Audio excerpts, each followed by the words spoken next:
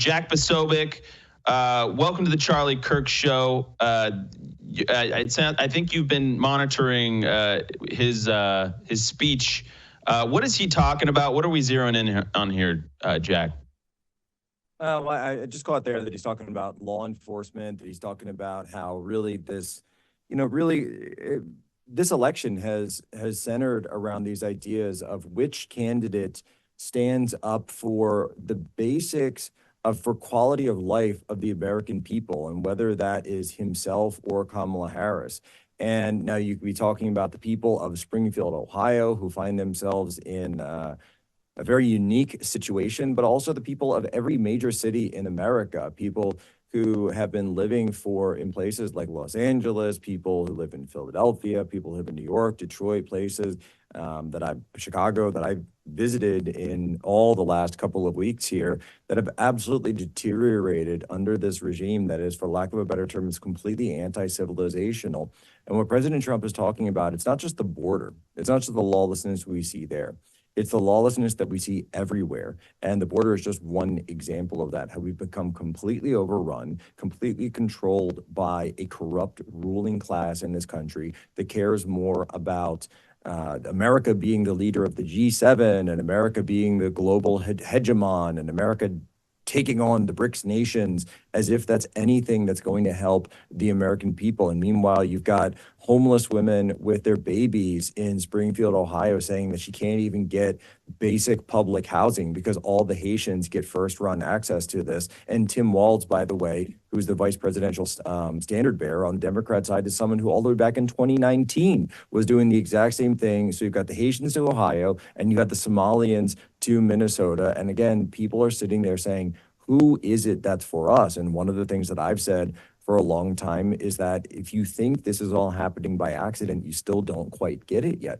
All of this is an operation. The point of a system is what it does. This is an operation that's being run on the American people. This is an operation that's being done to the American people to turn you into a debt slave, to put you in servitude, to make it so, and it's, of course, as we know, the WF saying you'll own nothing and be happy, but that really is what it comes down to. They want you to have no ownership, not only of your own homes, your own goods, but even of your own country. They want you to be a consumer state, because you'll sit there, and I debated the Libertarian candidate, Chase Oliver, who's running for the Democrat candidate, or excuse me, the Libertarian candidate for president, and you keep these things like, oh, it's just about the GDP. Yeah, it's just about the GDP. We did one of those zero hedge debates. It's just the GDP. It's just the GDP. And this is before the Springfield stuff had really kicked off. But would have loved to bring that up. I said, how many cats, Chase? How many cats?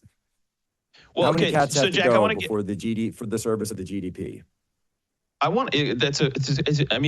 It's so obnoxious and a crazy question, and that's yet relevant, because these people all look at it as, well, we need these workers, and it's like, okay, I guess, but why does one small town, and this is not just Springfield, by the way, this is happening all over America, but why does one small town of 50,000 have to be inundated with 20,000 foreigners? Yeah. It almost overnight, transforming the culture, transforming the streets, transforming the economy. Everything about this town was turned upside down. And for what? What was the rationale? What was the actual logic behind an immigration policy that insane? Because they're victims, Jack.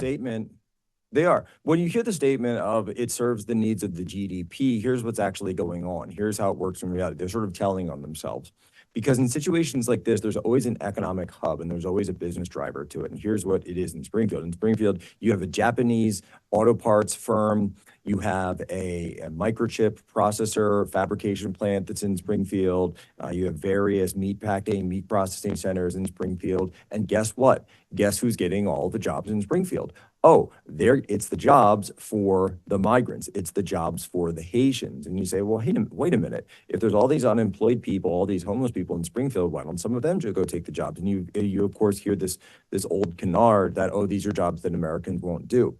Well, as it turns out, that here's how it works in reality. They create something called the hidden job market. So these businesses open up in a certain area. They pick one of these not economically depressed areas, so they get credits from the federal government for operating there.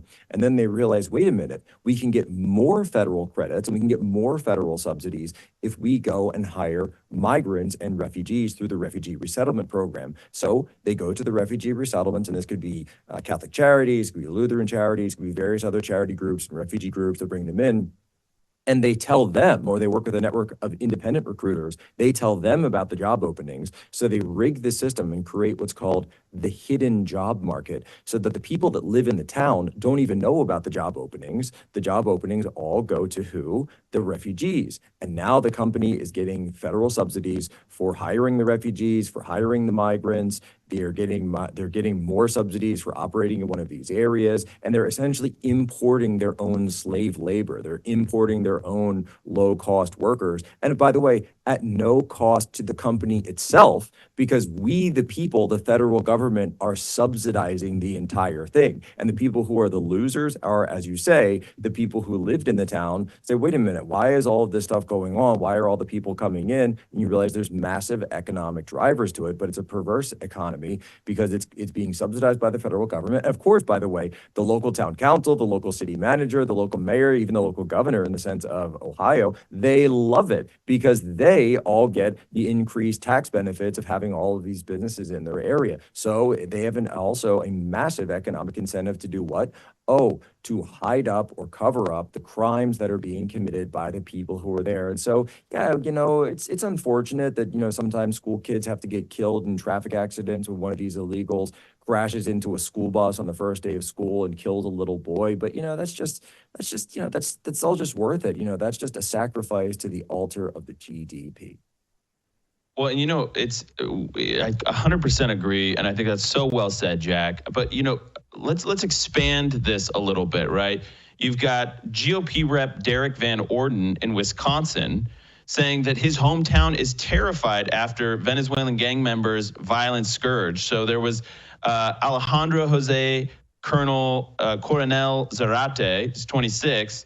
He's accused of sexually and physically assaulting a woman under quote unquote particularly brutal circumstances, holding the woman and daughter against their will, and over the course of a period of time sexually and physically assaulting them both. And this is according to the Prairie du Chien police chief Kyle Tenner. Said this in a press conference. Then, Jack, I want to take your attention to this breaking story, actually. Let me make sure I've got the details right. This is in Florida.